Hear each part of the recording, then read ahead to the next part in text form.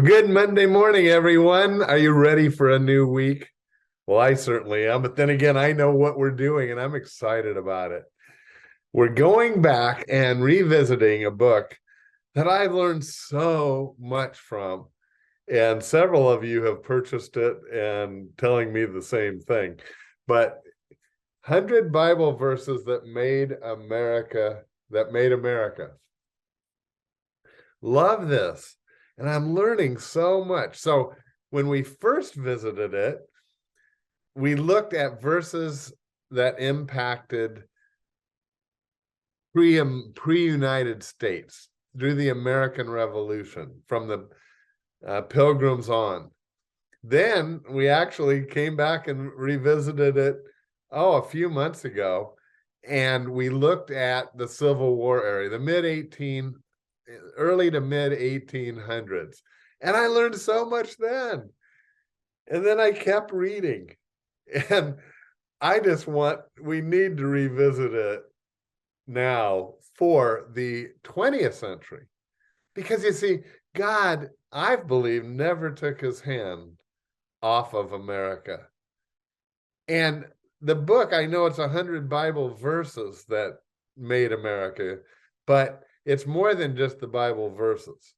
It's the Bible, oftentimes, that impacted America, and it's followers of Christ, Christians, who also impacted America. And so, actually, that's what we're going to talk about today, a man who, just amazing. I don't think I knew hardly anything about this man before I read this book, and then I've looked into him somewhat since. Here is the verse for today, and then you'll see how this impacted his life. It came from Luke chapter 22 at verse 42. I know you'll know what it is as soon as I read it. It says, "Nevertheless, not my will, but yours, God, be done." You know who said that originally, and it's recorded there in the Bible? It was Jesus, was it not? And he was praying in the Garden of Gethsemane, and he asked, and he knew the crucifixion was coming. And he asked God, is there any way to not? Nevertheless, not my will, Jesus said, but yours be done.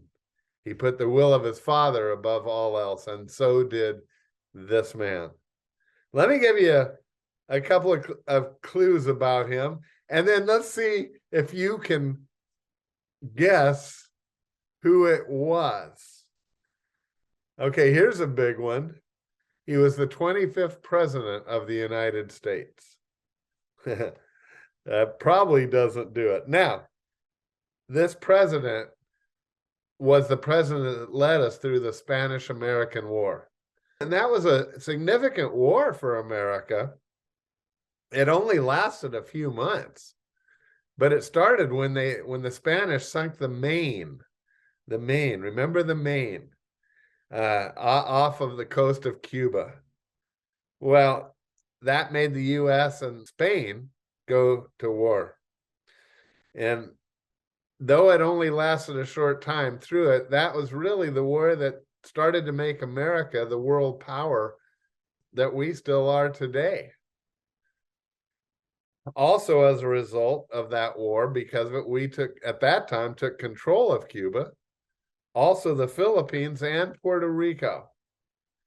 It was also during this president's term, however, that we also annexed the Hawaiian Islands, and we began work on the Panama Canal.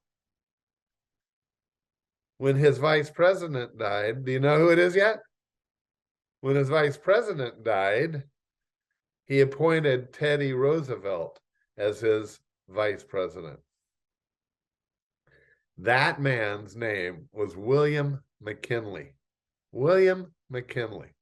You probably knew a lot more about him than I did, but for me, this was really interesting facts about him. He was also, here's a few others. He was the first president to ever ride in an automobile.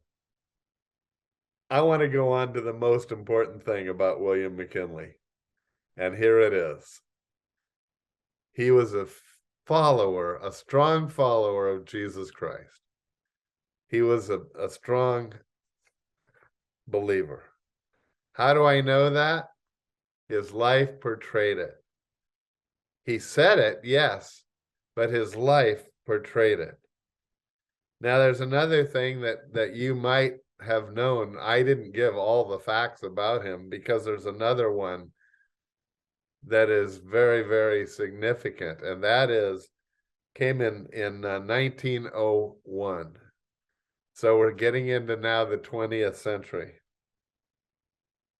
And on September 6th, 1901, President McKinley went up to Buffalo, New York to the Pan American Exposition.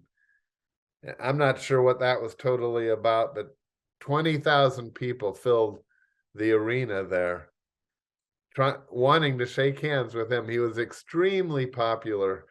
The economy was going strong. They had just won that war that we talked about. Extremely popular president.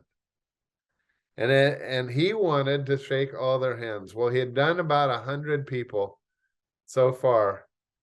And then he came to a man who, although everyone else was reaching out their right hand to shake his hand, this man stuck out his left hand, grabbed McKinley's arm, and with his right hand shot him with a small pistol twice at point blank range. You know what McKinley's first words were, having been shot? He said, "May God forgive him." He was already thinking about the potential assassin. Well, I'm cutting it short because our time already is running short. He did live another 5 days. And by the way, he was also the first president to ride in a motorized ambulance. They took him to the hospital, and he went in and out of consciousness for 5 days. For a while, they thought he was going to make it. He did not. But every time he woke up, he said, "Let's have prayer." And around his bedside, the doctors and nurses prayed in unison the Lord's Prayer over and over again.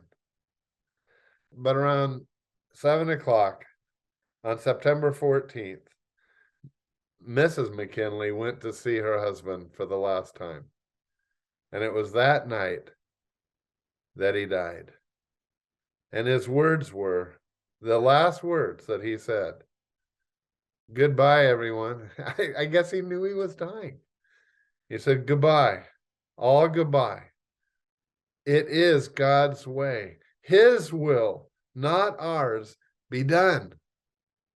His will, not ours, be done." And his very final words were, "Nearer, my God, to thee."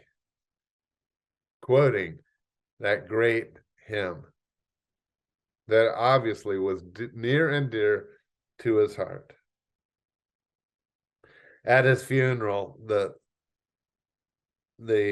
man presiding over the funeral, who knew him well, said that the theme of President McKinley's life was Christ and him crucified.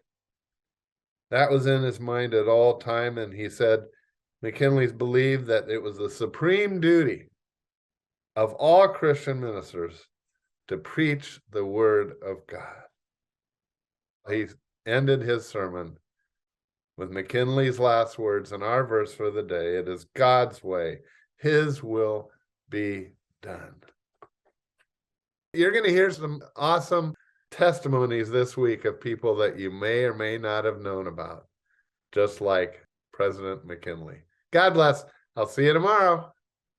Still all my songs shall be nearer, my God, to thee. Nearer, my God, to thee.